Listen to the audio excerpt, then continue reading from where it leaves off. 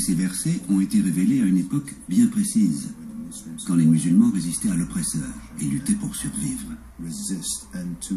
Il faut donc remettre les choses dans leur contexte. Les courants majoritaires chiites et sunnites interdisent d'utiliser ces versets uniquement pour faire l'apologie de la guerre et tuer des innocents. C'est mal. L'interprétation des versets individuels du Coran est au cœur de la controverse. Mais la plupart des spécialistes s'accordent aujourd'hui sur le fait que djihad ne signifie pas guerre sainte. Son véritable sens est totalement différent. Le concept du djihad sort du Coran, des révélations du prophète. Il y a environ 35 occurrences du mot djihad et le terme est souvent employé dans le sens de lutter. Lutter peut vouloir dire beaucoup de choses. On peut lutter contre sa propre bassesse. On peut lutter pour vaincre le mal et faire le bien.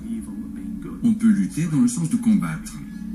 Mais djihad n'est jamais utilisé pour combat. La terminologie est différente. Dans toutes les batailles qu'a livrées Mahomet, les règles de l'engagement étaient clairement définies par les usages en vigueur de son temps. Mais les sources ne rapportent aucune attaque délibérée contre des populations civiles.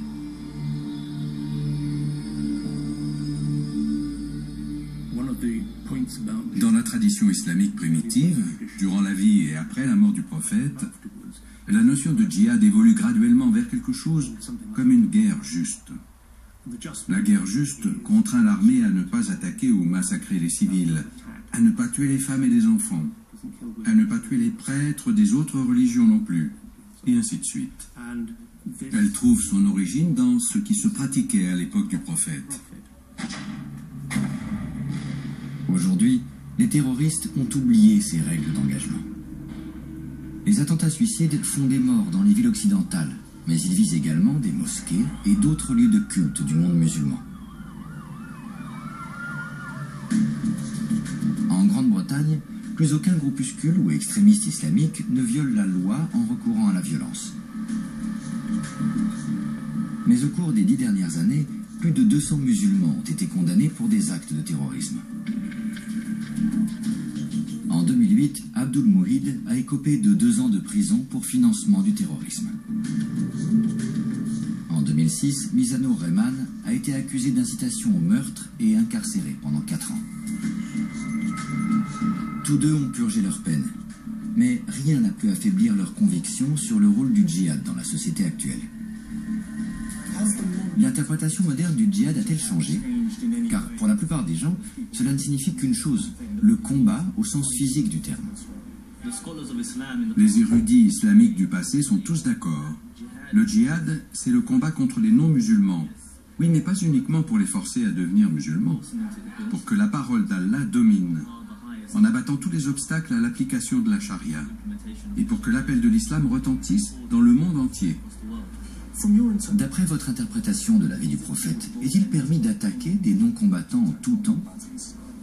Pour aller droit au but, voici l'argument des terroristes islamiques. Si vous choisissez un gouvernement qui vous représente, et que celui-ci décide de bombarder un pays et de tuer les habitants, vous avez du sang sur les mains. C'est comme si j'engage un tueur pour qu'il aille assassiner quelqu'un. Il n'est pas le seul à blâmer, je partage sa culpabilité. Donc, si vous entendez par non-combattants ceux qui ont élu un gouvernement criminel, eh bien ces gens sont co-responsables. Et aux yeux des terroristes islamiques, ils sont coupables. Ce genre de théorie fait horreur aux musulmans comme aux non-musulmans, et Mahomet ne l'aurait jamais accepté. Pour lui, le concept du djihad ne se limitait pas à la guerre et au massacre. Il s'agissait de lutter pour s'améliorer aux yeux de Dieu. L'idée de guerre juste existe dans l'islam, et Mahomet lui-même a livré de nombreuses batailles, mais il n'a jamais justifié le massacre d'innocents.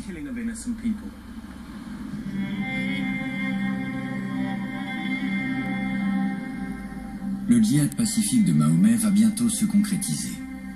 Selon les clauses du traité d'Hudaybiyah, le prophète va pouvoir entreprendre son voyage de retour vers sa ville natale. 7 ans auparavant, il a fui la Mecque sans un sou, en danger de mort. À présent, il y retourne à la tête d'une communauté religieuse en pleine expansion. Il est désormais le chef le plus puissant d'Arabie. En février 629, en vertu de leur accord, les Kouraïchites autorisent Mahomet à revenir à la Mecque pour se rendre à la Kaaba,